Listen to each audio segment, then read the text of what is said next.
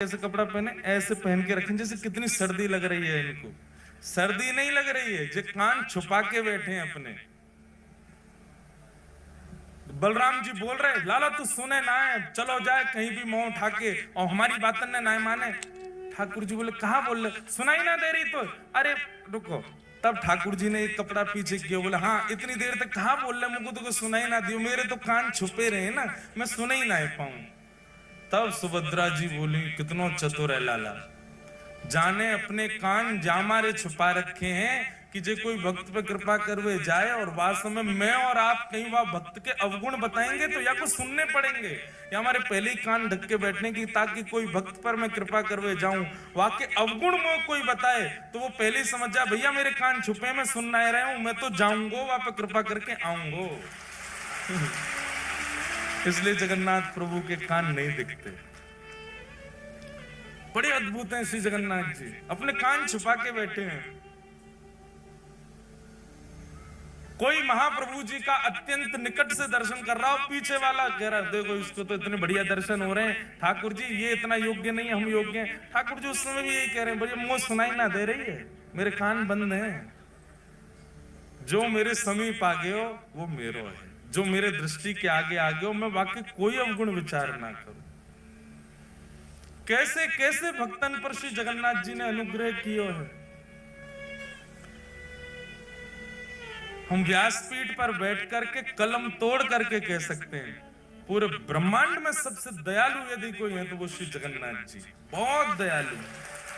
इतनी दया कोई ठाकुर के भीतर नहीं है जितने हमारे श्री जगन्नाथ जी में। आप लोग कहेंगे आप तो व्यास हो, व्यासन को एक ही काम है जाकी कथा करें, वही के पक्ष में चले जाएं। ऐसी बात नहीं है, हम चाहे कितनी कथा करें, हम गिरधर लाल जी के उपासक हैं, उनके कान पे पट्टा बांध के आया हूं, कहीं सुन नहीं लें। और सुन लें तो कहा है एक ही तो है, कोई अलग थोड़े हैं। वही राधा रमण है, वही श्रीनाथ जी हैं, वही जगन्नाथ हैं। सबसे बड़े कृपालु ठाकुर यदि पूरे विश्व में यदि कोई है तो श्री जगन्नाथ जी। इतने दया में भरे हैं, इतने अवगुण शून्य दृष्टि है श्री जगन्नाथ जी की। कितना भी बड़ा कोई व्यक्ति कितना भी अभागा क्यों ना आ जाए, ठाकुर जी उसमें भी दोष नहीं देखते। ऐसे महाप्रभु जगन्नाथ। श्रीमद् भागवत जी में जगन्नाथ शब्द का सबसे पहले उच्चारण किसने किया? जगन्नाथ जी कलयुग के नहीं है, जगन्नाथ जी द्वापर के नहीं है, जगन्नाथ जी त्रेता के भी नहीं है, जगन्नाथ जी अनंत है। मैंने वर्णन किया ना कि सगुण साकार रूप में सबसे पहले किसी को दर्शन अगर किसी भाव का हुआ तो जगन्नाथ जी का हुआ। सगुण रूप के ही हम सब उपासक हैं, हम सब के अलग अलग रूप के ठाकुर हैं, पर इन सगुण रूपों में सबसे पहले दिखने वाले जो ठाकुर जी सगुण रूप से जो दिखे हैं साधकों को भक्तों को, वो श्री जगन्नाथ जी। आज के नहीं है ठाकुर जी, अनंत काल से हैं। बस इंद्रद्युम्न पर कृपा करने के लिए और कलयुग के वैष्णवों पर अनंत कृपा करने के लिए वही जगन्नाथ भगवान एक रूप में प्रकट हो गए। ठाकुर जी तो अनंत हैं श्री जगन्नाथ जी। तो मैं निवेदन कर रहा था, भागवत जी में सबसे पहले जगन्नाथ शब्द का उच्चारण किसने किया? श्रीमद् भागवत जी में सबसे पहले जगन्नाथ शब्द का उच्चारण किया है परीक्षित की माता जी ने। क्या नाम है उनका? उत्तरा। उत्तरा ने सबसे पहले भागवत जी में जगन्नाथ नाम का उच्चारण किया है। कब किया? आप लोगों ने भागवत जी कथा सुनी होगी, तो भागवत जी में जब उत्तरा के गर्भस्थ शिशु को मारने के लिए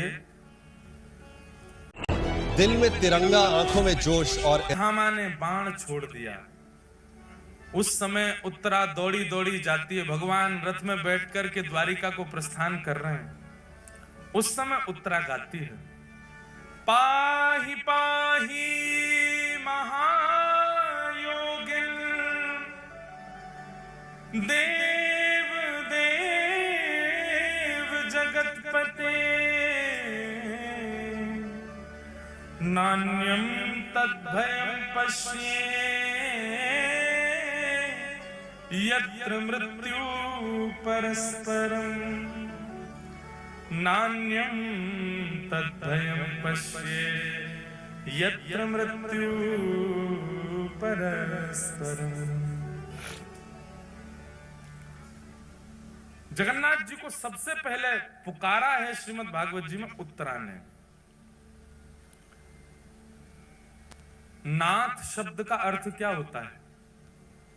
नाथ किसको कहते हैं? रक्षक को नाथ कहा जाता है। किसको कहते हैं? रक्षक को। और मानव का रक्षक कौन होता है? रक्षक कोई नाथ कहते हैं और रक्षक कोई पति कहते हैं। पति को भी रक्षक, पति शब्द का अर्थ भी रक्षक ही होता है।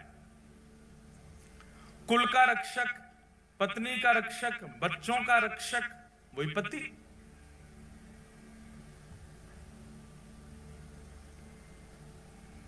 जगन्नाथ और जगतपति शब्द में कोई अंतर नहीं है, एक ही है दोनों। नाथ और पति एक ही बात होती है। भागवत जी में सबसे पहले उत्तरा कहती है। भगवान को सबसे पहला नाम क्या दिया? महायोगिन। बहुत ध्यान से सुनो सब लोग, इधर देखो। क्या कहा? महायोगिन। कौन है? पाहि पाहि महायोगिन। महायोगिन का मतलब क्या है? बोले योगी नहीं है ये महायोगी है। बोले योगी किसको कहते हैं? बोले योगी उसको कहते हैं जो नेत्र बंद करके बैठा रहे, ध्यान लगावे, घंटों तक, वर्षों तक, महीनों तक नेत्र ना खोले, उसको योगी कहते हैं। बोले ये कौन है? बोले योगी नहीं है, ये महायोगी है। बोले क्यों? बोले जादनाते बैठे वादनाते आंख बंद ही नहीं करिए, आंख खोल के बैठे।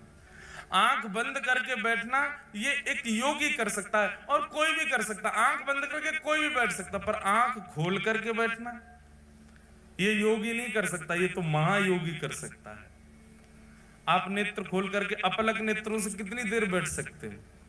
ज्यादा से ज्यादा 30 सेकंड, 1 मिनट। नैका देर में आंसू आने लगेंगे, आंखें लाल पड़ जाएंगी महाराज, पलक आपको झपकनी पड़ेगी। तो नेत्र बंद करके बैठना ये कोई बड़ी बात नहीं है, लेकिन फिर भी योगी मान लेंगे हम नेत्र बंद करके बैठने वाले को। पर ये कौन है? बोले ये तो महायोगी है।